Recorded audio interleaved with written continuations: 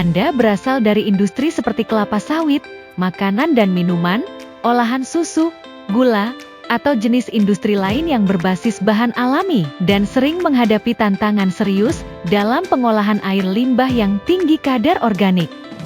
Sebelum membahas lebih dalam, ayo kenali seperti apa itu air limbah tinggi organik. Air limbah industri tinggi organik umumnya memiliki karakteristik seperti COD lebih dari 5.000 mg per liter, bahkan bisa mencapai lebih dari 50.000 mg per liter, BOD dan COD rasio tinggi, menandakan potensi biodegradabilitas besar, kandungan lemak, protein, karbohidrat, atau pati yang dominan, debit dan beban organik fluktuatif mengikuti jam produksi, serta potensi bau dan pembentukan lumpur berlebih jika tidak ditangani dengan tepat. Sehingga, jika langsung diolah dengan IPAL konvensional yang menggunakan sistem aerobik, limbah seperti ini akan menyebabkan banyak masalah, misalnya, konsumsi energi yang sangat besar, overload mikroorganisme, produksi lumpur berlebih, hingga ketidakstabilan performa IPAL. Untuk mengatasi masalah tersebut, Anda perlu mengubah strategi pengolahan air limbah ke sistem anaerobik yang terkini. Lalu seperti apa sistem anaerobik itu?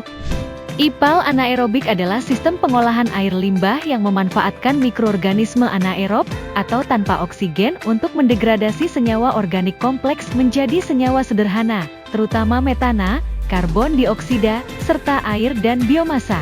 Berbeda dengan sistem aerobik, proses anaerobik tidak membutuhkan aerasi, sehingga IPAL dapat jauh lebih hemat energi. Keunggulan IPAL anaerobik bagi industri tentu akan sangat besar, seperti pertama, efektif menangani COD dan BOD tinggi. IPAL anaerobik sangat ideal untuk beban organik ekstrem yang sulit ditangani sistem aerobik. Kedua, konsumsi energi rendah, tanpa aerasi, IPAL akan berhemat listrik secara signifikan, terutama untuk IPAL skala besar. Ketiga, produksi lumpur lebih sedikit. Biomasa anaerob tumbuh lebih lambat dibanding aerobik, sehingga biaya sludge handling lebih rendah. Keempat, potensi pemanfaatan biogas, gas metana, dapat dimanfaatkan untuk banyak hal, misalnya boiler, genset, co-firing energi. Ini menjadikan IPAL sebagai aset energi, bukan hanya cost center. Kelima, sesuai untuk pretreatment IPAL terintegrasi, IPAL anaerobik sering digunakan sebagai tahap awal, sebelum dilanjutkan dengan IPAL aerobik, membran bioreaktor, klarifikasi lanjutan, tertiary treatment, hingga water recycling.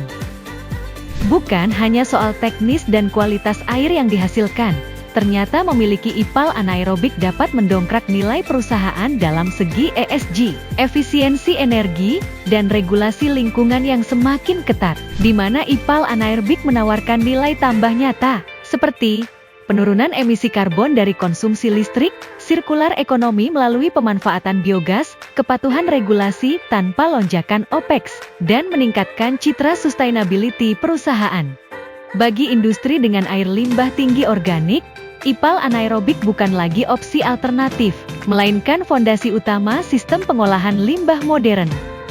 Dan tahukah kalian, GreenViro sudah banyak mengakomodir berbagai macam perusahaan dari banyak jenis industri dalam pengadaan instalasi pengolahan air limbah dengan sistem anaerobik. Misalnya, industri pengolahan kelapa sawit, industri gula, industri susu olahan, industri minuman, industri makanan manis, industri pengolahan biji kakao, industri rokok, dan banyak lagi yang dalam proses pembangunan. Bersama GreenViro, ciptakan industri ramah lingkungan, hemat energi, dan berkelanjutan.